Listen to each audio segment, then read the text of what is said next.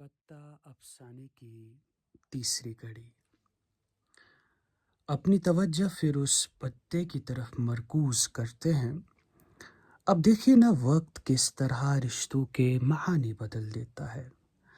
آج پیڑ اس پتے سے سب کچھ واپس چھین رہا ہے۔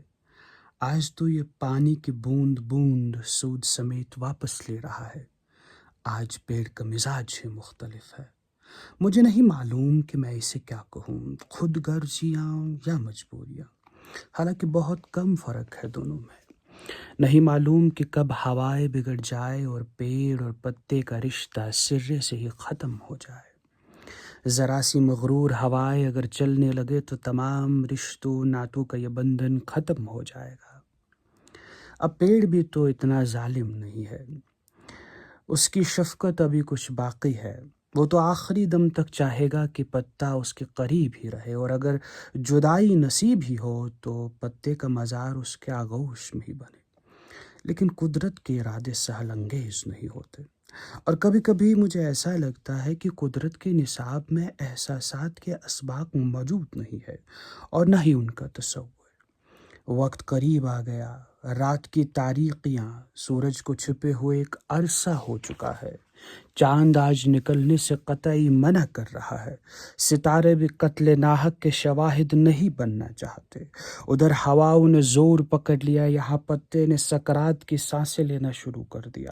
ہوا کی ایک جنبش اور ہواؤں نے پتے کو کندھا دے کر دور، بہت دور لے لیا۔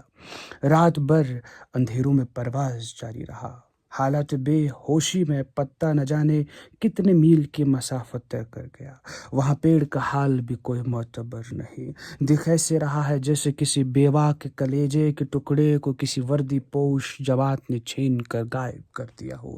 پتا کسی دور کی بستی میں اکیلا ہے۔ اس کے وہم و گمان میں بھی کبھی نہ آیا ہوگا کہ تقدیر کی ستم ظریفی کا یہ حال ہوگا۔ دن بدن سبز رنگ زائل ہو رہا ہے، اور زرد رنگ کی ماتمی پرتیں اس پر چڑھ رہی ہے۔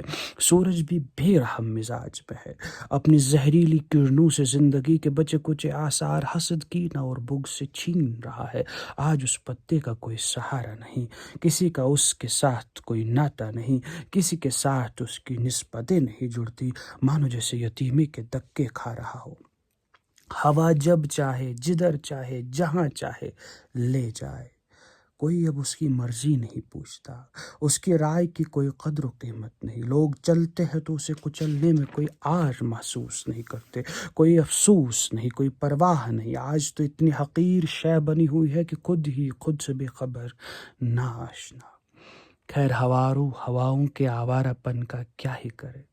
وہ پھر سے چلی اور پتا پھر سے آخری پرواز کے لیے تیار ہوا۔ ہواؤں نے زور پکڑنا شروع کر دیا۔ دور بڑھیا کی ہانڈی پک رہی ہے۔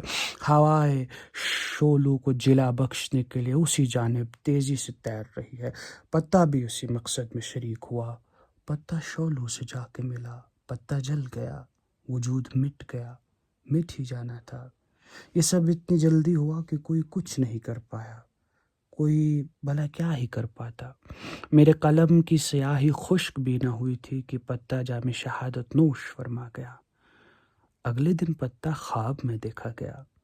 میں نے شکوہ کے لہجے میں پوچھا کہ آخر اتنی جلدی رخصتی کی کیا وجہ بنی؟ نہ شرکت جنازہ نصیب ہوا، نہ ماتم کی کوئی تقریب ہوئی۔ پتا خاموش رہا، بہت خاموش رہا۔ نہ جانے کہاں سے ایک سفید پوش بزرگ کا نزول ہوا۔ بزرگ نے بنا کچھ تمہید کے قصے کو تمام کر دیا۔